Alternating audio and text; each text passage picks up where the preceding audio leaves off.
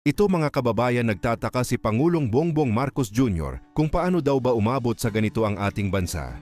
Sinabi din niya na dahil pinabayaan daw ang mga kurakot, pero ang malaking katanungan kasi dyan una, sino ba ang namumuno ng bansa at sino ba ang sa tingin niya na nagpapabaya? Paano tayo nagkaganto dahil pinabayaan? Ang nais ko talagang malaman, paano ba tayo umabot sa ganito?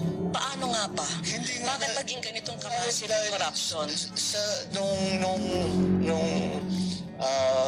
Ako'y governor, hindi ganito. At bukod pa sa laki ng halaga ng nakukuha ng kung sino-sino na tao na wala namang karapatan na pulsahin ang pera na yan, bukod pa ron ay hindi nila tinatago.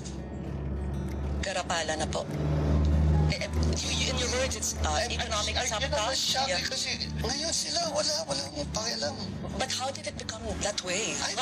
This is what I why really so think. brazen? How did we evolve? How did the system evolve? So it became like this. It did not happen overnight. This happened over many decades.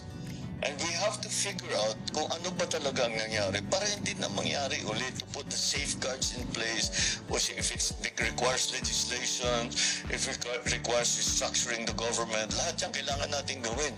Pero kailangan natin malaman kung paano tayo hindi.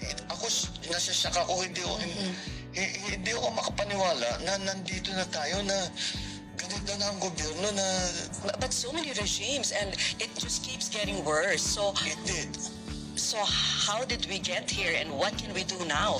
Well, I cannot give you a complete answer to how did we get here. The simplistic answer will be, paano tayo nagkaganto dahil pinabayaan? And what can we do?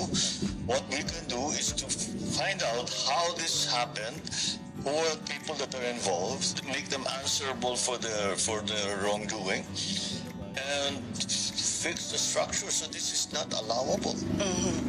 That's the word that I think that it became allowable. Okay lang.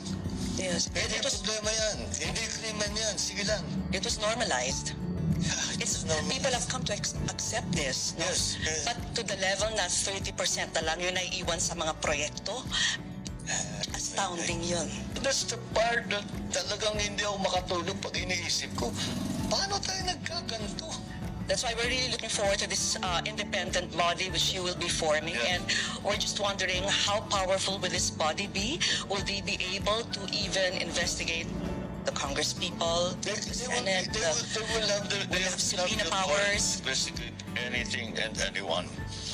Otherwise, then what will have this sasabihin, may secret ka na naman, o may pinoproteksyonan dahil kasama sa politika, whatever.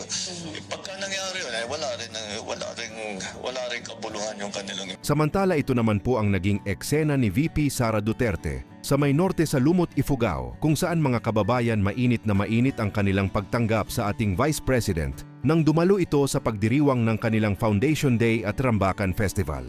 Kaya hindi pwedeng sabihin mga kababayan na ang norte ay isang solid BBM dahil sa kanya itong baluarte. Makikita naman sa video na kuha ng SMNI News na talagang marami ang gusto yumakap dyan sa ating pangalawang Pangulo, marami ang nagmamahal.